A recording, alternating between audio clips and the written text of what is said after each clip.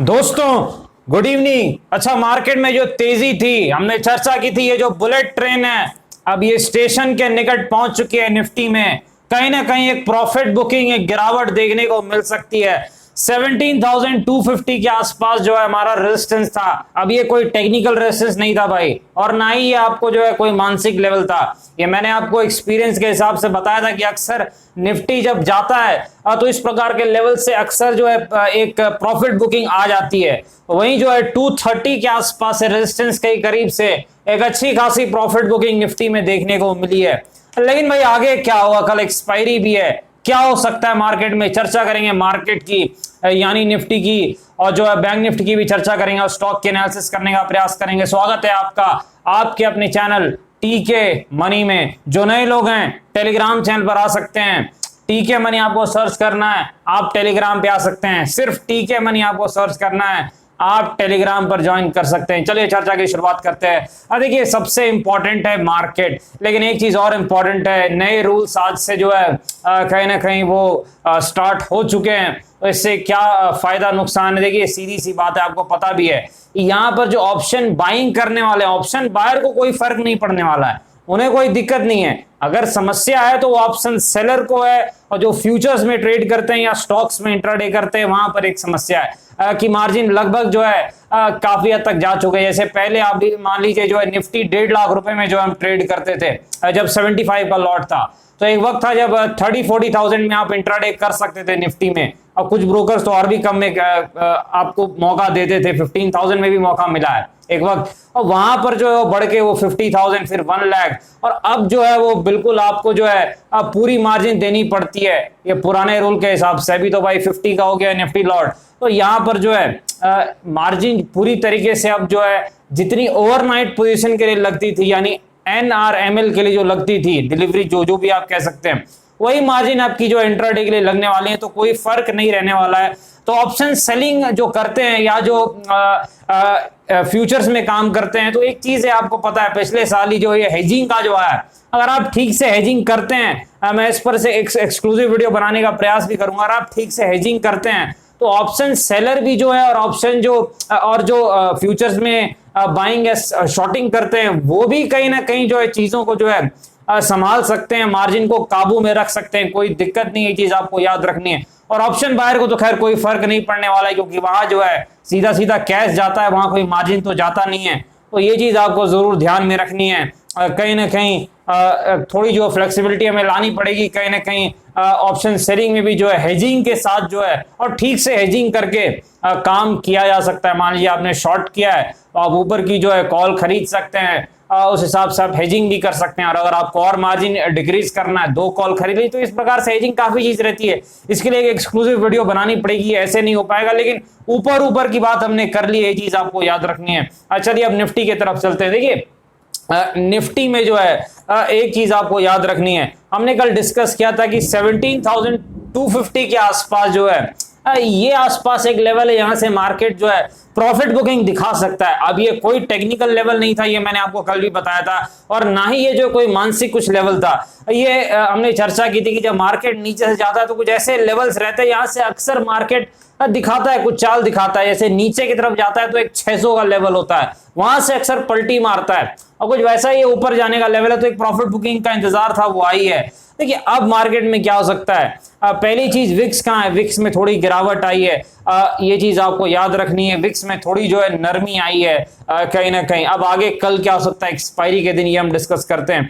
देखिए एक्सपायरी के दिन जो है कहां पर सपोर्ट रेजिस्टेंस है, तो रेजिस्टेंस यही है, ये जो लेवल है यही आसपास रेजिस्टेंस है, 7,250 के आसपास ±20 पॉइंट्स आप कह सकते हैं, यही जो है कल के लिए रेजिस्टेंस रहने वाला है। ये चीज आपको याद रखनी है। तो निफ्टी में तो मेरे ख्याल से यही रेजिस्टेंस इस वक्त दिख रहा है, अगर कुछ बदलता है तो हम जरूर डिस्कस करेंगे।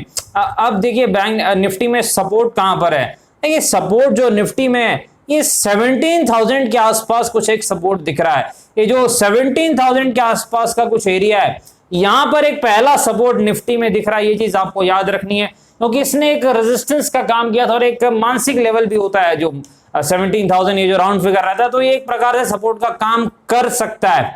बड़ा सपोर्ट नहीं है, तो ये चीज आपको याद रखनी है। इसलिए SR theory, the great SR theory आपको लगानी पड़ेगी यहां पर, ये चीज आपको याद रखनी है। 17,000 के आसपास एक सपोर्ट है, लेकिन अगर किसी भी कारण से सपोर्ट ब्रेक हो जाता है तो आपके पास एक और टेक्निकल लेवल रहना चाहिए 16,920 के आसपास, 16,920 के आसपास ये एक टेक्निकल सपोर्ट निफ्टी में हो सकता है। ये चीज आपको याद रखनी, अगर वो सपोर्ट ब्रेक होता है तब ये सपोर्ट आपको ध्यान में रखना है, क्योंकि कल एक्सपायरी भी है।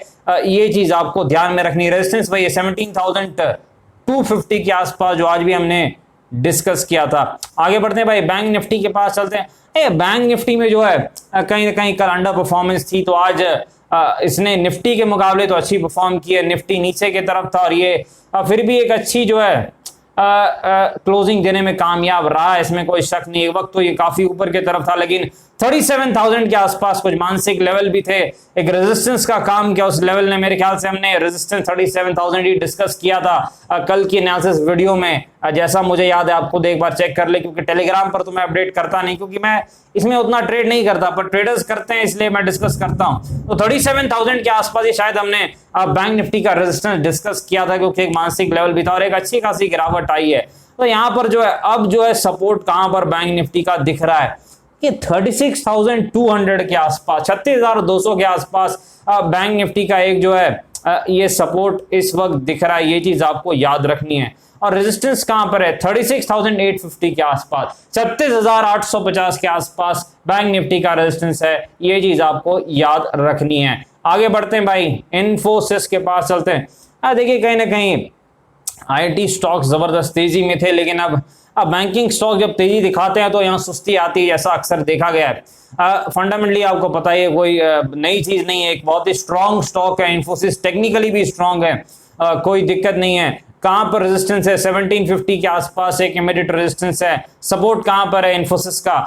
1600 के आसपास इन्फोसिस का सपोर्ट है। ये चीज आपको याद रखनी है। फंडामेंटली तो कोई दिक्कत नहीं है, अच्छी कंपनी। आगे बढ़ते हैं, आईडीएफसी फर्स्ट बैंक के पास चलते हैं। जबरदस्त गिरावट हो रही थी आईडीएफसी फर्स्ट बैंक में, हमने डिस्कस किया था 40 के आसपास इसका सपोर्ट है। सपोर्ट ने काम किया, आईडीएफसी बैंक ने एक अच्छी खासी जो है बाउंस बैक दिखाई है, 10.5% के आसपास जी की जो तेजी है सपोर्ट के आसपास से देखने को मिली आईडीएफसी फर्स्ट बैंक में। अब रेजिस्टेंस कहां पर है भाई?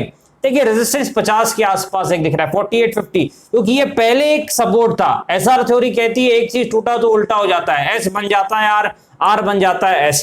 तो सीधी सी बात है कि ये 50 के आसपास जो आईडीएफसी फर्स्ट बैंक का रेजिस्टेंस है, ये चीज आपको याद रखनी है। एमएनएम के पास चलते हैं, महिंद्रा एंड महिंद्रा। देखिए यहाँ पर जो है एमएनएम में जो है एक जबरदस्त जो है प्रॉफिट बुकिंग देखने को मिल रही है, एक अच्छी खासी जो है गिरावट देखने को मिल रही है। सपोर्ट रेजिस्टेंस कहाँ है? 830 के आसपास कुछ एमएनएम का एक रेजिस्टेंस है। फंडामेंटली तो स्ट्रॉन्ग स्टॉक है, अच्छी कंपनी है, कोई दिक्कत नहीं है। सपोर्ट कहां पर है? 730 के आसपास, 730 के आसपास महिंद्रा एंड महिंद्रा का सपोर्ट है। ये चीज आपको ध्यान में रखनी है। आगे बढ़ते हैं भाई, सिप्ला के पास चलते हैं। देखिए फार्मा स्टॉक्स में गजब की गिरावट आई थी और उसके बाद एक अच्छा खासा बाउंस बैक आया, लेकिन गिरावट के अनुपात में वैसा बाउंस बैक नहीं आया, लेकिन बाउंस बैक जरूर आया। कहां पर सिप्ला का रेजिस्टेंस है? 990 के आसपास सिप्ला का रेजिस्टेंस है। सपोर्ट 875 के आसपास इस वक्त सिप्ला का है। ये चीज आपको याद रखनी। फंडामेंटली सिप्ला भी जो है एक अच्छी कंपनी है, एक स्ट्रॉन्ग स्टॉक है, ये चीज आपको याद रखनी है। टाटा स्टील के पास चलते हैं भाई, स्टील सेक्टर में आज गिरावट थी, टाटा स्टील और बाकी स्टील स्टॉक्स में भी गिरावट रही है। कहां पर सपोर्ट रेजिस्टेंस है? देखिए 1500 के आसपास जो है टाटा स्टील का ये एक रेजिस्टेंस है, ये चीज आपको याद रखनी है। सपोर्ट कहां पर है? देखिए सपोर्ट जो है टाटा स्टील का वो 1300 रुपए के आसपास कुछ एक सपोर्ट दिख रहा है, एक नॉर्मल सा ट्रेडिंग सपोर्ट दिख रहा है, कोई बड़ा तो नहीं, लेकिन 1300 के आसपास एक सपोर्ट जरूर है टाटा स्टील में। ये चीज आपको ध्यान में रखनी है। डिस्क्लेमर आपको पता है, वीडियो एजुकेशन इन्फॉर्मेशन पर्पस के लिए अपने फाइनेंशियल एडवाइजर से बातचीत करके पहले बाजार में काफी जोखिम में थोड़ा ध्यान से काम करें। धन्यवाद।